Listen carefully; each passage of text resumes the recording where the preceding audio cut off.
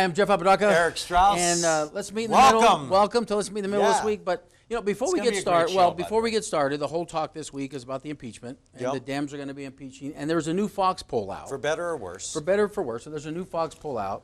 It's a poll. It's a poll, but it's but by the way, it's favored conservative, right wing. So the Fox News. But bottom line is their new poll shows 50% of Americans are basically for impeachment or removal. Non-impeachment is 41%. So the numbers are up a little bit, not a whole lot. Plus one is a little bit. But more importantly, if you look at the numbers, 53% of Americans, these are total numbers, 53% of Americans think he abused the power of office. 38% didn't. I don't know how. If you continue to go, well, I'm just going through the numbers. Has if you anybody continue to watched go, it, or I have actually. Okay. President Trump, obstruction of Congress. 48% of Americans think they are. Again, this is Fox News poll. If you keep going, obstructed of justice because he wouldn't allow people to testify. 50% of Americans versus 37%. And then Trump's committed bribery. Little split, but 45. How? Holding money back. Based on what? Well, based on. Did they get the money? After they found out he said he was going to hold it back. I'm just giving you Fox polls numbers because impeachment's a big thing. And then also, if you take a look at typical foreign leaders investigating political rivals, you know, I think it's a little bit different, but still, you know, here's what's shocking is, you know, 58% people think that we shouldn't be doing that, but even 22% said, it's a normal thing. So I'll give you Trump's response to these polls. But hold on. Let me finish these numbers. Polls, yeah. But even if you look at it, foreign leaders investigating political rivals amongst Republicans, you know, 36% said they shouldn't be doing that. So again, our country's still split, but how does that affect the presidential race? Can I give you? Sure. I want to give you Trump's response. Okay. The Fox News polls, always inaccurate, are heavily weighted towards Dems. So ridiculous. Same thing happened in 2016. They got it all wrong. Get a new pollster. Because you know I'm a common sense guy. Right. So let's look. Currently, 47% support, 46% don't. Right. So it's nothing's moved. Again, nothing's happened. Millions of dollars of hearings to do what? To prove that Ukraine got their aid. And if you look here, support for impeachment, nothing. Nothing's happened. The only thing they've done is lost independence overall. And this is a combination of several polls. So I like looking at metadata because you're looking at the overall trend and none of it trends upward. I don't disagree with you, but that's a new Fox poll. But those are concerning numbers for the Trump campaign. Now, if you look at the presidential race, there's a new poll. This is the Fox poll came out, and everybody, even Joe, I was surprised. I probably agree with you a little bit. Now, these are national polls. These seem hacked. National polls are always off a little bit. But you can see, besides Elizabeth Warren, which I thought was interesting, if you look at this poll. Bernie Sanders is going to beat Trump in America. That's what they say. And by the way, but do you believe News. Do you believe that? No, not really. Because if you look at the, let me tell you, if you look at the next poll that I brought, again, Fox poll, look at this, Elizabeth Warren, who was one of the leaders. Now, here's the thing. Joe Biden really hasn't moved. Joe Biden really hasn't moved. He's been 32%. Yeah. Bernie Sanders always been around 20%. How is he getting +1? But here's what's amazing. Here's where I have hope with our Democratic Party, is Elizabeth Warren has literally dropped 8 points to 13 points, depending on the polls. And it's all started when she had to come out with what the numbers were. Here comes my big prediction. Hillary's going to jump back in. Oh, God. Here we go. Hillary. Woo. I don't think so. I don't think so. So happening. Democrats, my party, I still think we can beat Trump, specifically in the swing states, but you better get a moderate on the ticket. You cannot beat Trump. Better get a moderate on the ticket. I think the real litmus test to all of this is whether Xochitl Torres wins re-election. That's going to be interesting because she's come out and said she's now going to vote. This is the one district where it was a surprise she won in the first place. It's a conservative. Well, it is. But yes, it's more conservative. Okay. I'll give you that. And I am telling you, Twitter is aflame with Xochitl Torres just signed her death warrant. And I kind of have to agree, if these polls are accurate, Xochitl Torres will get reelected. If they're not, she's done. You know, because my common sense, you know, would you get all angry with me about common sense again? I never get angry about common sense with you, but anyway, it was very interesting that I was very curious to see how she's going to come out because Ben Ray and Deb had already said they're for the impeachment, And there's no doubt she needs very conservative areas around it. The bin rate, the Lujan too. But one of the things I want to talk about, we talk about stupid ads and we talk about divides. Well, last week all over the news was the Peloton ad. And this poor gal, by the way, I told Jackie, poor gal, she's making, how much money she's going to make off I told Jackie, I said, you know what? So here's like the Peloton ad. And so she's now being attacked. Peloton is now being attacked.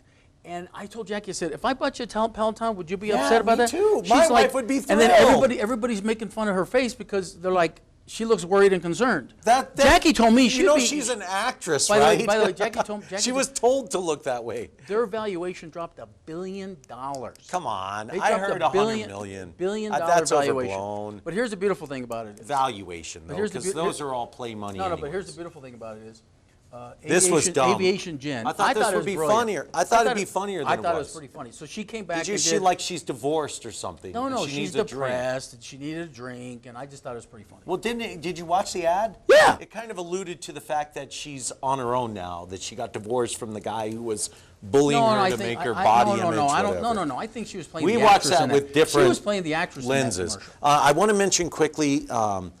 The holidays are hard for people. So I just want to mention the Journal has a great support group. It's a real simple, truncated version of all the support groups you can find on Alzheimer's, grief, bereavement, everything. Check it out.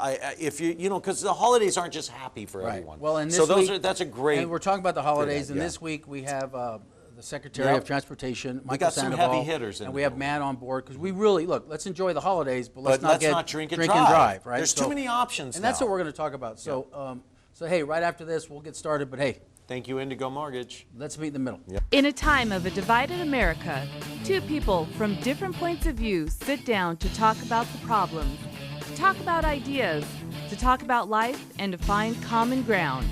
It is now time for Let's Meet in the Middle with your hosts, Eric Strauss and Jeff Apodaca. Welcome back to Let's Meet in the Middle. Joining us now is Michael Sandoval. Thank you so much for coming in. He is the Secretary of the Department of Transportation, and we're humbled to have you. We appreciate you taking the time, and clearly we want to make this valuable for the audience, what people need to know about DWI, what's the current state of our infrastructure, that type of thing. As DWI, is it still a problem, for New Mexico? Because it got a lot of headlines, and now it seems like with Uber and people, is it still a problem on our roadways? Yes. First of all, thank you for having me. Really appreciate appreciate you inviting and me to be able to be here and speak with you today. But the answer to your question is absolutely 100% yes. DWI is still an issue. Out of all the fatalities, it's still about 35 or 40% responsible for the people dying on our roads. And that's bigger than anything else, even bigger than distracted driving, texting, all those things. So it's still at the #1 top of the list. I did not know. And we were talking about it before because, we're still ranked in the top 10, right? If you look at different polls in 18, we're still 4th or 6th. But talk a little bit about, because, you and I talked in the past about your DUI awareness program, and that started, it's probably been 15, 20 years now. So tell us a little bit about that program and some of the outreach that you guys do that really, because I love the billboards, I love your guys' marketing campaign. Right. Yeah. And so let me say, we've made a lot of progress in New Mexico. So go back to 1979, 1980, when we first started having statistics, we were... With the drive-up liquor That's windows. Right. 413, 415 people dying on our road from DWI. That's how much it was back then? Back then. Right now, it's about 140 on average people. So we've made a lot of progress. However, we were so bad, and we're still, like you said, top 4, top 6, depending on what statistic you look at. One of the main things you can do is enforce DWI and do public awareness. If you have those two things, that's the best way to reduce death and injury on our roadway. We have a very good enforcement program, not as good as we'd like it to be, not even as good as it used to, just because law enforcement is stretched so thin. But our public awareness campaign, I think, is second to none here in New Mexico. We do a lot of billboards, like you said, commercials, and really have improved our presence on social media. And so we think that is helping keep the numbers where they are. And we have seen a drop. I mean, 3 years ago, we were getting almost 200 people die a year. Like you said, in 18, we had 141 deaths. So we are seeing a drop. Are you guys seeing statistically with Uber, Lyft, with multiple choices, seeing less drinking and driving? And then I want to touch too, in combination with that question, because we talk about Uber and Lyft, but there are free resources as well that I want people to know about as well. Go ahead. I'm sorry. Yeah, I mean, yes, we've made progress. And I think right now, probably the last 5 or 6 years, we've leveled off. But even 10 years ago, it was over 200 people we were killing due to DWI. And a lot of it has to do with there's just more opportunities. Uber and Lyft, you've seen a real culture change in a lot of parties and just social gatherings, those type of things where people are using those resources to get home.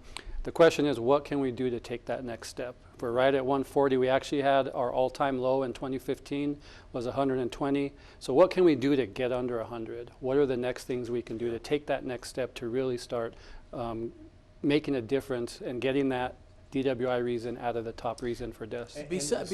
Real quick, is there still the DWI hotlines where you can call and get a free taxi ride? Is the state still sponsoring that? You better use Uber because there's no more taxis. Well, no, there is some still. I mean, for people who don't want to spend the money on Uber and Lyft, you know, more impoverished communities. Well, Uber and Lyft do every holiday. Yeah. Uber and Lyft do a promo. The first like whatever. Yeah. Yeah, so that's really localized depending on what that local DWI program will fund. But we actually partner with Uber. We put in some money along with some private folks, and that's where you see that code over the holiday season and Memorial Day and all of these kind of big usually drinking holidays. So we really encourage people to use those services, get $10 off. It's almost basically a free ride home. Yeah. In the more rural areas, I think they still do have some of those programs where you can call some type of rideshare service and they'll get you home. But those have certainly been helpful in reducing. Talk about some of the programs, because I know you do a lot of youth outreach programs and a lot of those type of programs. You're very involved at the university. You're very involved within the schools, the New Mexico Athletic Association. Talk to a little bit about some of the stuff you're doing to not even start drinking at all. Yeah. Right. And it's very important that we reach those folks and those kids at a young age. We have a partnership with the New Mexico Activities Association called Life of an Athlete. All of the athletes have to take this online course, and we really try to explain to them not only not to drink and drive, but just as an athlete, what alcohol can do to your body. I think when you're an athlete in a high school, it's very important to you, and being able to practice and being able to function and have a good diet. And when you drink on the weekends, that really hurts your athletic performance in your games and in future activities. So we try and teach them young. Unfortunately, here in New Mexico a few years ago, we led the nation in young people taking their first drink. Yep. A lot of our young folks start taking their first drink at 11 years of age. And so that's a good indication of what's going to happen in the future. And so we're really trying to impact the younger kids and hopefully training them to be responsible as they get older. Now, is Life of an Athlete, is it a certification program? Does every athlete, if you want to be NMAA eligible, do they have to go through this thing? Which would be a great thing, by the way. Or is it just we put it out to the coaches and we trust that they're going to show the kids? They're required to take it. That's part of our contract with them. They're required to take it. And like I said, it's a great way to get into our schools. And them really focus in on that particular issue. Yeah. Let me ask, because one of the topics that always goes with this, and I know this really has nothing to do with DOT, but you know, are you seeing like across the country stricter laws? We have a lot of DUIs, 7th, 8th, 9th, and I've been telling people we don't have a DUI problem, we have an alcohol problem. Are we creating more rehab programs, more DUI programs? I know we have DUI courts. Are you seeing any of the stuff we're doing on that side of it helping you guys out at all? So here in New Mexico, we have some pretty good strict laws. We're the first state to implement mandatory ignition or lock back in 2005, first state ever.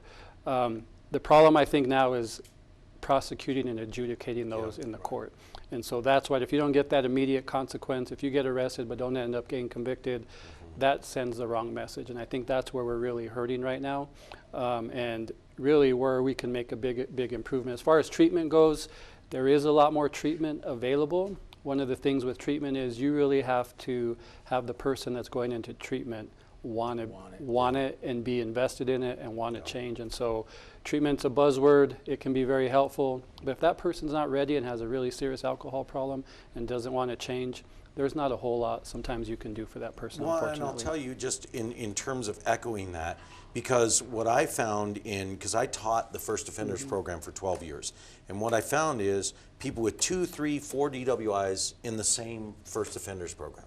And I think that's one of those things where in terms of adjudicating, prosecuting, and then sentencing, I think we still need some more sentencing options, because when you're going through the same program 4 times for the same thing you're doing, it's kind of like, you know, this cycle of, is this guy really getting it? You know what I mean? But I think the interlock was a huge step forward. Would you like to see the BAC lowered, or do you think that moves the needle at all on DWI? So Utah has been the first state to lower their BAC, so they're 0.06, 0.05 right now. Yeah. And so as far as will that result in a lot more arrests? Probably not. Will that send a message? I think it would. I think that's something that sends a message like, this is really important to the state. This is basically getting to a no tolerance level or close to that.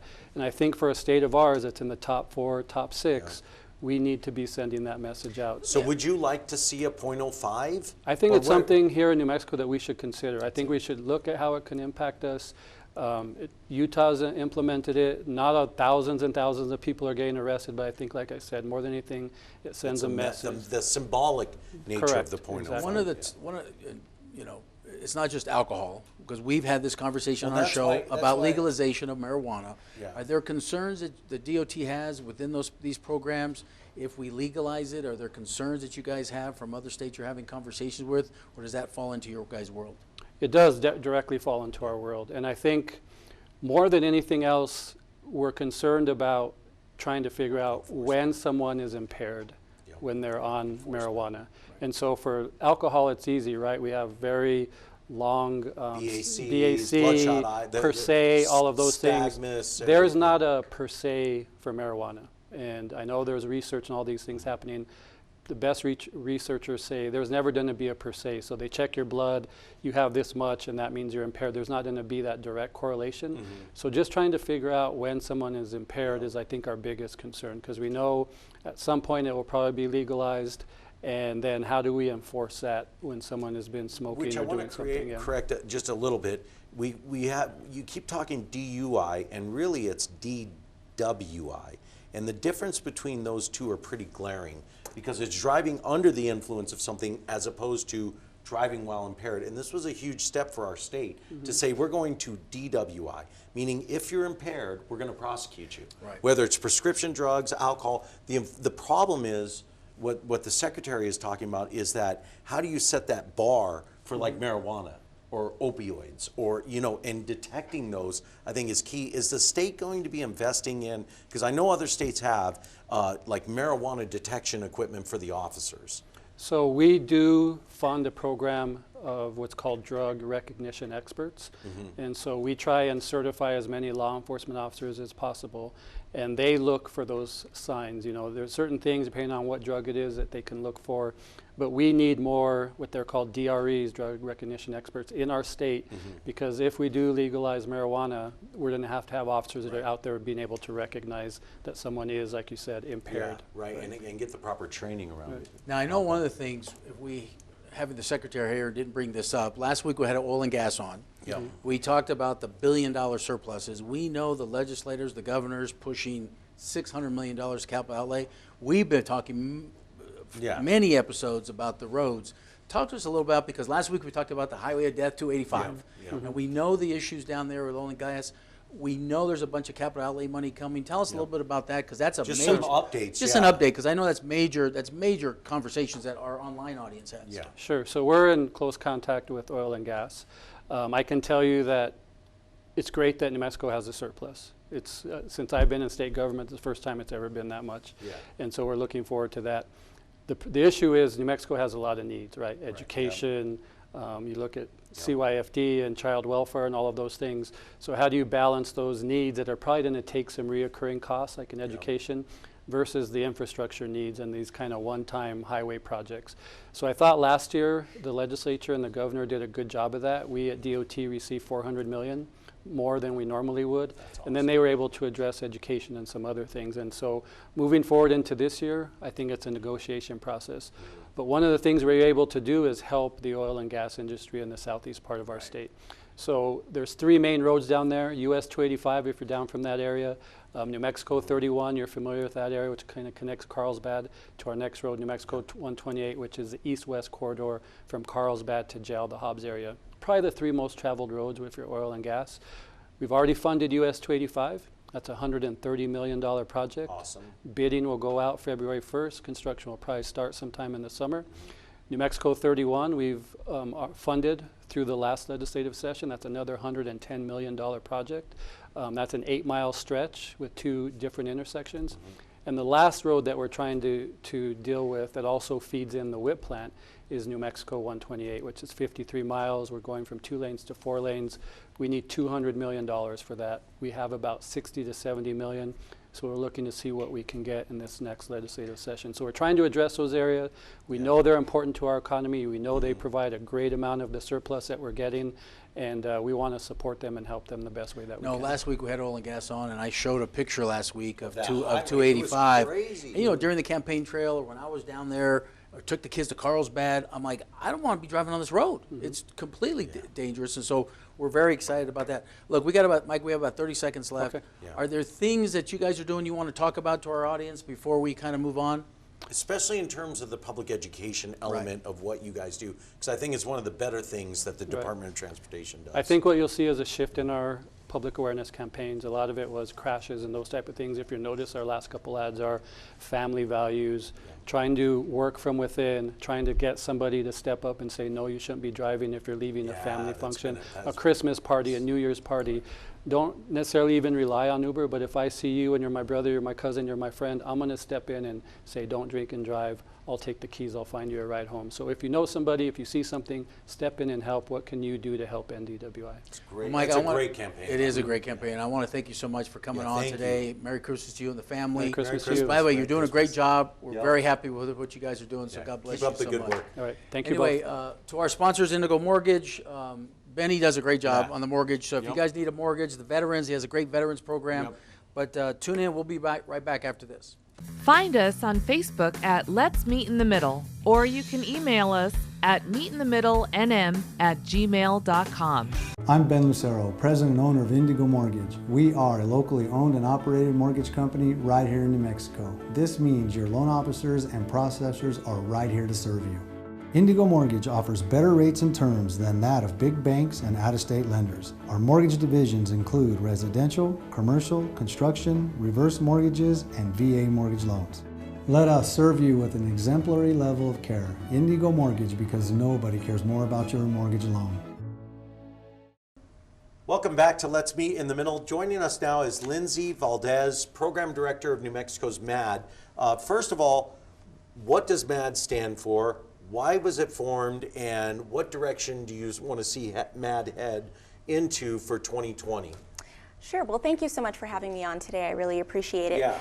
Mothers Against Drunk Driving is a nationwide nonprofit. It started back in 1980 by a grieving mother who lost her child. At the time, there was a really high rate of traffic fatalities. There were really not a lot of laws addressing driving under the influence. So she really began a grassroots effort, and that structure really still exists today. So we have our local office here in Albuquerque that services the entire state of New Mexico, and there are many other states, across the country who are doing that same work. Branch, like in the multiple, because I know Albuquerque's well covered. You guys do great programs around the state, but do you have other people in Las Cruces, down south, up north? Are there other people with MAD in those communities that might be watching that aren't in Albuquerque? Yes, absolutely. So that's how we're able to really serve the entire state, is by our volunteer base, is the structure that we have here in New Mexico. So we have our one office located here in Albuquerque, but volunteers, all throughout the state who are able to help provide those services. Gotcha. And so when you say volunteer, who are the people that come to you and say, I want to be involved? Is it just people who've been impacted by DWI, or are there people that say, look, I want to just be involved because I want to help solve this problem? Both. I think it would be surprising. You think, you know, only people that have been personally impacted get involved with MAD, but there really are a lot of wonderful volunteers who are tired of seeing that happen on their streets, you know, the streets that we all share, so want to get involved to help make a difference. Gotcha. And for people watching out here, in case they don't know, and I don't want to put you too much on the spot with this, but people need to understand that even though DWI, you may not see jail time, DWI, when you get your first DWI, it's painful. Like, I don't think people understand just how painful that is. Well, as the secretary said before, we have some of the strictest laws in the country. Question for you: as MAD, do you guys fight? Do you guys work with the legislators right now, lobbying for stricter laws, stricter regulations? Yes. And are you familiar with the DWI process? So you could kind of paint the picture for people out there watching right now. Like, if I get arrested for DWI, here's what's going to happen to me. Oh, absolutely. It is. Well, the overlying is that you could have injured or killed somebody. Correct. I mean, that is, I think, number one. People don't realize that that is something that can actually happen to them. So that aside, if nobody is injured or killed, it is a long process. I think that that's something that people don't understand either. The entire process of prosecution is a long time. There are multiple court dates. There's the expense of an attorney. You know, if the time comes where you are sanctioned, there are multiple programs that you have to attend, that you have to be compliant and pay for as well. You know, the money adds up. And the money adds up, absolutely. So let me ask you a question, because MAD's a national program. So are you seeing other states doing things? Because look, DUI, alcoholism, drinking in our state, multiple factors: poverty, job opportunities, youth opportunities, geography. Because it's hard to get around. Right. I mean, so there's a lot of issues about our state. But are there other states? Because I lived in California for a long time. I lived in New York. You know, I thought we were strict. California is very, very strict, by the way. And so, are there other state programs that are working out there that we could talk to our legislators, we could implement here in the communities that you see across the country that we're not doing? Well, something that I think is important to know is that we actually do have really fairly decent, you know, DWI laws currently. I think the big key is making sure that it's implemented. You know, when you talk about California being strict, I mean, there are different senses. Arizona is the same. I mean, the culture there is you do not drink and drive. You will be caught. It is not worth it. That, you know, anybody on the street has that opinion. So how do we get that culture here in New Mexico? That's a big glaring difference between Arizona and New Mexico. In Arizona, you have to serve time at Tent City. So you go out into the desert, you have to check in, and then you sleep there, you stay there, and then you go back, do your job, go to work, and then you go back and you have to stay the night at Tent City. Why we aren't doing something like that? That'd be great for New Mexico. You know, living in California, there were two things. One, first of all, if you kill somebody impaired in California, no ifs, ands, or buts, 15 years. Game over. No ifs, ands, or buts, 15 years. And then they've also allowed, everybody's overinsured in California because if something happens, they literally can go get your house. Oh, right? They can here if your insurance isn't covered, they can go get your house. So everybody's overinsured.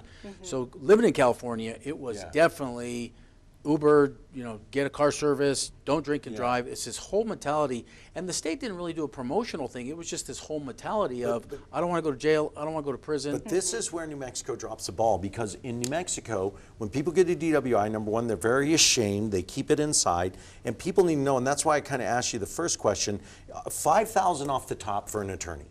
So if you get your first DWI, you're going to get a mailbox full of letters from attorneys. And then from there, it's fines, it's court costs, it's fees. Do you know what the average DWI costs a victim, an offender? You know, I've heard upwards of 10,000. Easily. I was going to say $12,000. 10 grand I've seen $12,000 off the top. So if you're ready to part with 10 grand for a couple beers, I mean, that's an issue. Well, my concern is in New Mexico, we have almost we have over 7,000 arrests a year. Yep. We're ranked, again, depending on the polls you look at, we're ranked between 4th and 6th. Yeah. But we're in the top 10. Still. But basically 460 people per 1,000. Right. get arrested for a year. The key is, really with the messaging that, hitting it from multiple angles. So there's just the administrative pain of a DWI, and where MAD really comes in is really educating the public of the victim's perspective and making it clear that that can be you, that can be your family, that can be your child's teacher, your neighbor. This affects all of us. And when you interact with victims and get to know their stories, it is truly devastating. And sharing those stories in an effort to really make people think twice, a totally preventable situation. And that's one of the things that I think people don't understand. Part of the sentencing is an impact panel. Right. So you get sentenced to an impact panel. Can you paint a picture, because most people don't understand this, what an impact panel looks like, and as a first-time offender, and these are first-time offenders, unfortunately, I don't know what the difference is between the penalties for a first-time versus second-time offender. Well, that's part of the problem. But, I'm confused when you see a crash and then the guy's had 7 DUIs. Yeah, so let me explain why that happens in the next segment, but I'll tell you right now, this impact panel is something most people, can you paint the picture of what, so you walk in, you have to buy a ticket for it, number one, as part of your sentencing, and then explain from there what happens. Yeah, so our victim impact panels, I think, are incredibly important program that we provide here in the state. So if somebody is sentenced, they do have to go to a victim impact panel. So we host these panels all throughout the state where there are real victim survivors. So any kind of effect that these people have had from DWI, they have lost spouses, children, injured, have cared for their husband who is now quadriplegic. These stories, it's a time for these offenders to hear in real time, what was that person's life before the crash, what happened in the crash, and now how their life has been affected by somebody's choice, and it was a completely preventable situation that it's all in a hope to change future behavior. Talk a little bit of what MAD's doing for the youth, because that's, whether it's DOT, whether it's us, whether it's the New Mexico Athletic Association, which I've done some stuff with, starting early is key in this state, especially when you I have twin boys that are 11. When you hear 11-year-olds start drinking, I can't imagine my kids starting to drink right now. Right. Tell us a little bit about the stuff that you guys are doing right now. Absolutely. Well, we completely agree. To change future behavior and future generations, we have to start this messaging at a very early age of what the consequences are of drinking under the age and also driving impaired. So we have a Power of Youth and Power of Parents program that we are very excited we're going to be launching now in 2020. So we will be in schools in Bernalillo County. The Power of Youth is actually working with the students to talk about the dangers of drinking under the age of 21 and really treating them as adults and explaining why alcohol and how it affects the brain and really why you should stay away from it. And the other program is Power of Parents. So working with the parents to learn to talk with your child about alcohol instead of making it, just don't do it and no reasons why, and really opening dialogue with your child as they're growing, from middle school all through high school, to really be there for your child in that way. And we do that with our kids. I mean, we call it, that's mom and dad's drink, or that's an adult drink, and Jack and I aren't big drinkers anyway.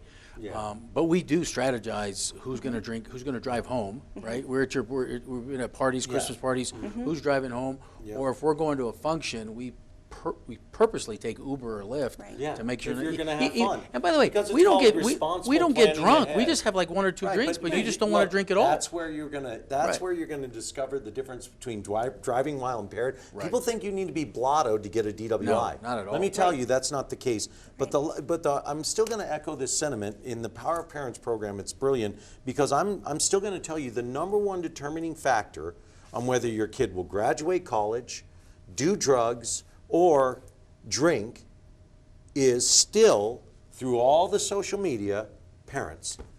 Parents are still the #1 influence over children. Even though you won't hear this from the media, parents still have a huge impact on how your child's going to turn out. Absolutely, and we agree. And the research shows this constantly. Well, Lindsay, we got about 30 seconds left. Is there anything that we haven't covered that you want to talk about, or things that you're doing that we want our audience to know about? Sure. I think just really making folks know that we are available. You know, especially around the holidays, it is the absolute highest time for alcohol-involved fatalities. So if anybody is affected, you know, or just needs some extra support, you know, some emotional support, we are absolutely there.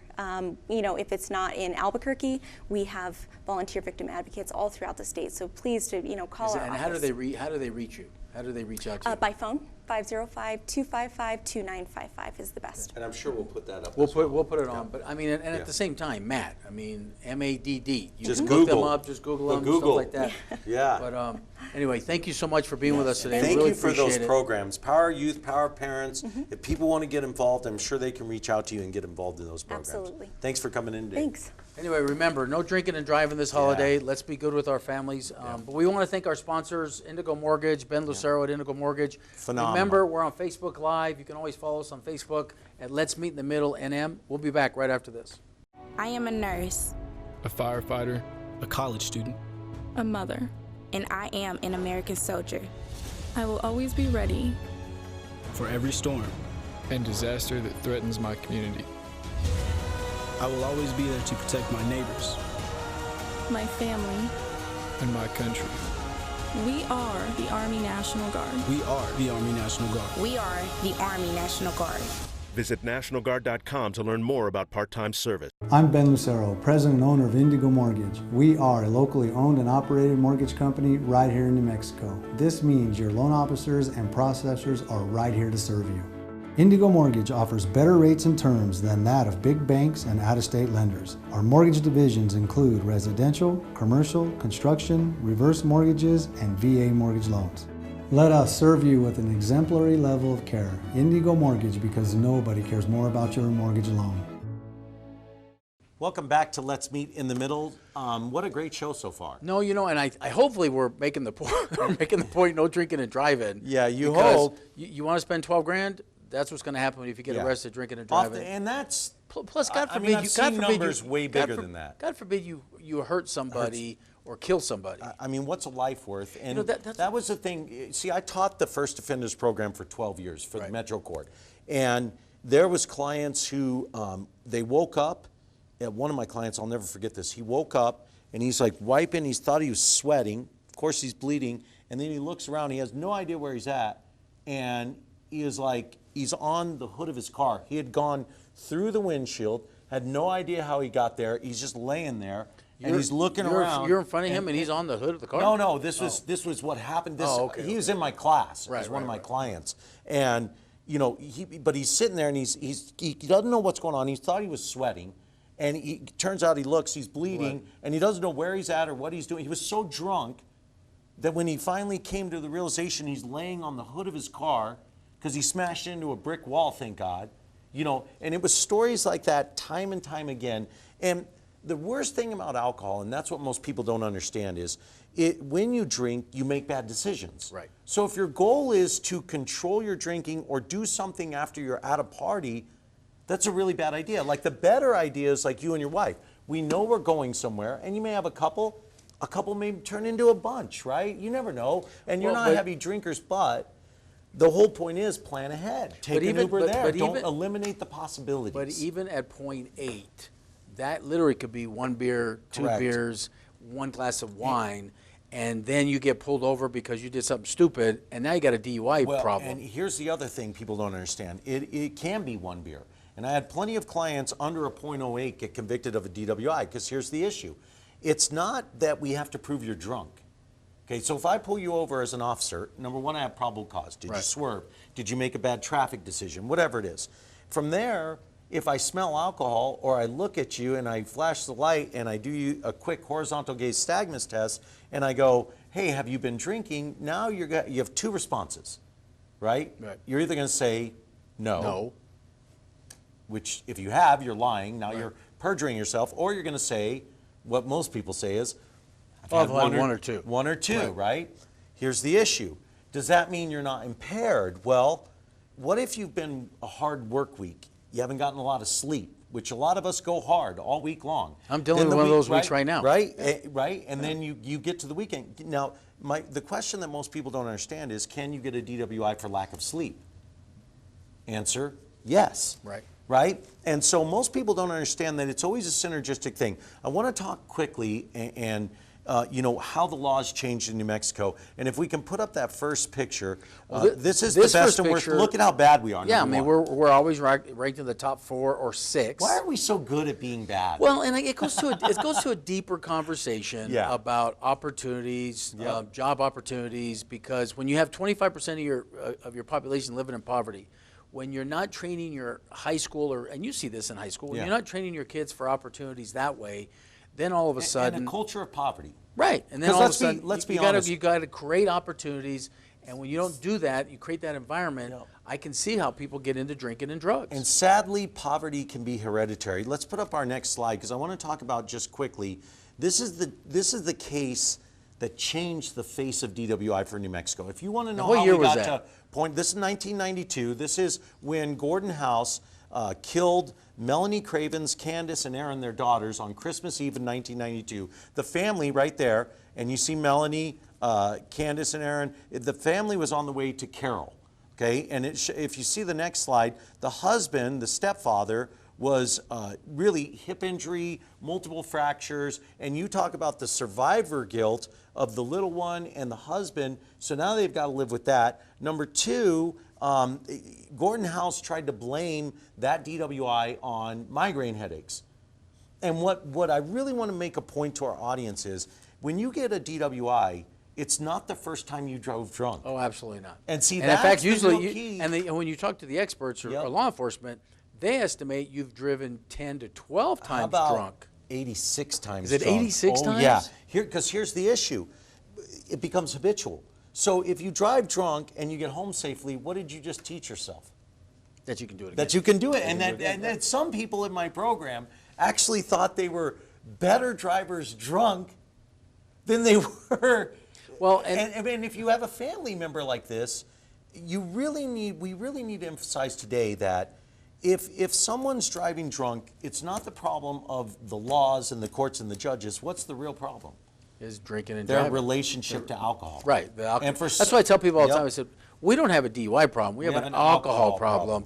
And so again, it goes back to systemic long-term issues in our state, and that's why we're always ranked in the top 5 or 6. Well, look at the crash data right here. If you look, here's the total number of fatalities. We're at 369, 364, 344. Number 1, New Mexico's that's bad driving, okay, off the top. Right. So now let's combine it with the next graph, which shows out of those, look, 107, and that's not including the December data, because this is the most recent for 20. Look at the and in 18, this is 19 and 18. So it looks like we're tracking. Hopefully December's not bad, because last year we had 100. You hope it's not. Well, yeah, but last year we had 141 alcohol deaths.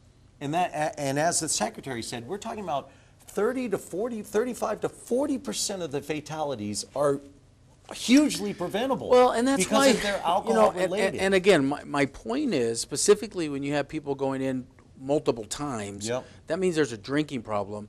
So we actually, I believe, we need to put more resources to, AA programs, alcohol programs, rehab programs, along with drugs, because a lot of the alcohol turns into drugs. And then you have that. So that's what I'm saying is, like, we can solve the DUI problem by, one, we got to start young.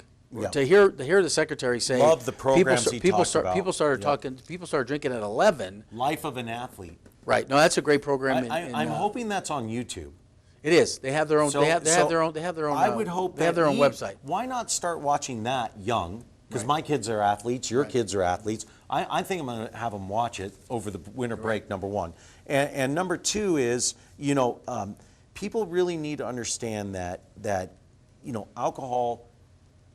If you don't teach your kids to responsibly manage alcohol, someone else is going to, right? Well, and you're still the number 1 determining factor. No, I mean, and let me tell you, in our household, Jackie and I might have a glass of wine. We're not really big drinkers, but we talk about it. We explain it, what our kids are. Yeah. My kids have never, ever seen me drunk or drinking more than 1 or 2 drinks. And I'm not a big drinker anyway, but we never drink and drive. If we go anywhere with the kids, we've had a drink. One of us have decided who's going to drive home or not, And so that's what's important. I think we're both in the middle on this, and let me tell you this, because I think you made a good point. The reason people are getting 2, 3, 4, 5, 6 DWIs, number one problem is their relationship with alcohol. Right. Second major problem is the state does not support a good DWI infrastructure. A first offender will get the same sentencing and treatment as a 15th offender. Right? They go through this. There's no other programs. So that's why and so we can agree on that. One of the things that we've talked sure. about, and I'm a little bit harder on this sometimes because first offenders, okay, we'll give you 1 year probation, blow the thing. You get the interlock, you still get your license, you get to travel, you get to do your thing. You get second. You're going to rehab, job training, rehab, and it's jail time, but in rehab. But they're not getting jail time. No, but that's what I'm saying is like instead of putting them in jail, it's rehab, but kind of like a rehab center jail time, and you go away. I'm still in favor of a tent city. Why we don't have that here? But keep in mind too, we have to create opportunities for people because people are drinking. But we also need to make it uncomfortable for them. No, I get that. And the more they do it, the more uncomfortable it needs to be. Alcoholism is an illness, just like drugs are. Yep. And so instead of incarcerating them, instead of like letting them loose and they keep going around and around. Now, at the same time. Well, to your point too, marijuana they say is a gateway drug. I think alcohol is just as much of a gateway drug. See, because you start drinking, and then especially as you get drunk, you're more open to take a hit off a joint or whatever. Well, and one of the things too is, look, and I've lived in California, you know, you hear these people that are drinking, they get in a wreck, they kill somebody, and they get 3 years and they're out in 6 months. Yep. Look, let's just make it very clear.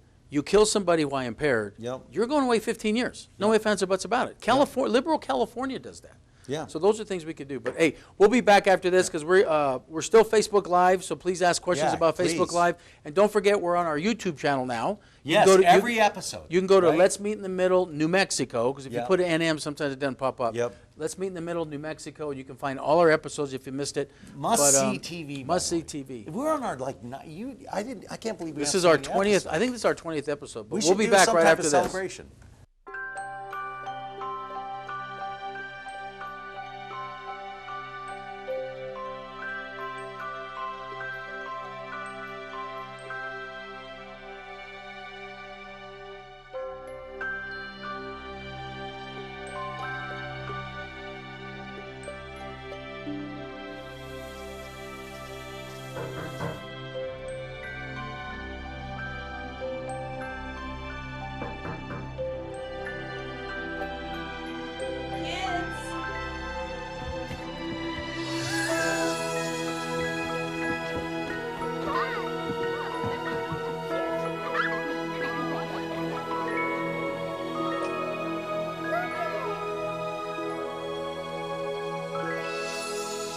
Thanks to your generosity, Marines have delivered Christmas to children in need since 1947. I'm Ben Lucero, president and owner of Indigo Mortgage. We are a locally owned and operated mortgage company right here in New Mexico. This means your loan officers and processors are right here to serve you. Indigo Mortgage offers better rates and terms than that of big banks and out-of-state lenders. Our mortgage divisions include residential, commercial, construction, reverse mortgages, and VA mortgage loans. Let us serve you with an exemplary level of care. Indigo Mortgage, because nobody cares more about your mortgage loan. Get along down the road, we got a long, long way to go. Scared to live, scared to die. We ain't perfect, but we try. Get along while we can. Always give love the upper hand. Paint a wall, learn to dance. Call your mom, buy a boat, sing a song, make a friend. Can't we all get along?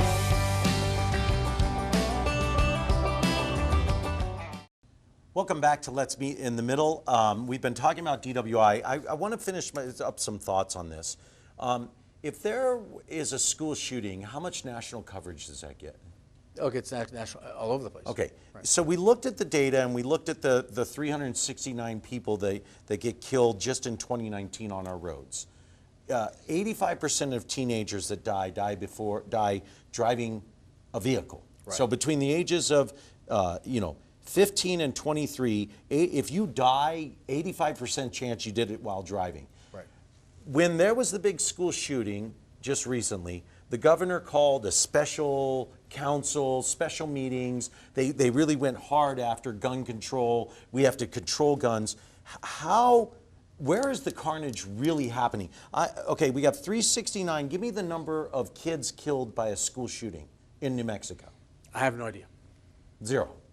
Okay. Right? As I say, I was for unaware 2019, of it. right? I was unaware okay, of so it. Yeah. so if you have all of these fatalities because of driving, why are school shootings getting more press than bad driving? And again, I think it goes back to, and I think this is where we agree on, somewhere in the middle is, look, we both agree that if you get pulled over, you get fined one. Okay, first time you might get probation, but this revolving door where you have second, third, fourth, fifth DUIs, I don't get that, and we do have to get a little bit stricter. But again, it goes back to, I believe that means we have a drinking alcohol problem, and we need to create up more services and more programs in a controlled situation, like maybe a tent city or maybe like jail, that we're giving people long-term treatment for alcoholism. Because right now, if you go to DUI court and you go to AA, it's like you go to a couple of meetings, or it's long-term care is 30 days. No, they do an evaluation. So yeah, right, long-term care is 30 days. When you get a first-time DWI, you go in for an evaluation, and they kind of tell you, are you an alcoholic, or and that's part of your mandatory sentencing. But I will say this, in terms of alcohol, it's prevalent, it's advertised, and it's part of our culture. What's the first thing most offenders do after they get their first DWI? What's the first thing they do? You know what they do? I don't know. They quit drinking. When they get their first DUI? Yeah, but how long does that last? Probably 30 days. And most of the time they go into these, and that's where you and I kind of have to come to middle on something because in my world, if you force someone into rehab, it's not going to work. Well, it's either jail or rehab. Well, so but are they going to take the rehab seriously? But again, I think a combination of both would be fair. That's fine. But you look at other states that do it, they see a 65, 70, 75% success rate. Arizona does it. Texas does it. California does it. And they see much higher success rates in that. So again, I think in the middle there's some things that we can talk about. Look, we all agree DUI is a major issue in the state of New Mexico. I think it's multiple reasons.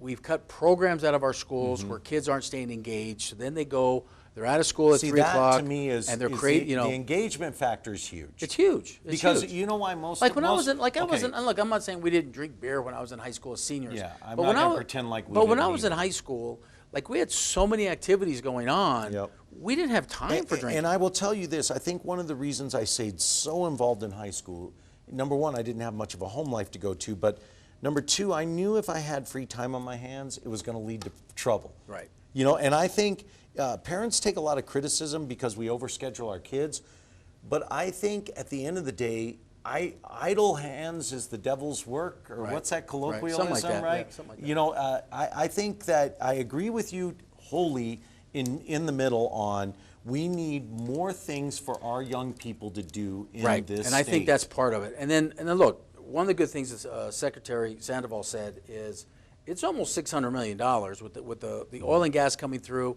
We're talking about DUI, we're talking about road safety, but there are highways that we needed to fix, and I'm glad to put that was heartening to see. It's almost $330 million going into those freeways. And in particular, they're kind of feeding the hand that feeds them. Well, and again, which is nice to see. And you heard Mike, and Mike, by the way, Mike's been with DOT for 30 plus years. He's been there. And he's so a legend. for him to sit there and say, this is the first time in my career, so he's been secretary for a year. The governor appointed him last year, but he's been with DOT for 30 years. First time he's had a $400 million surplus, he said.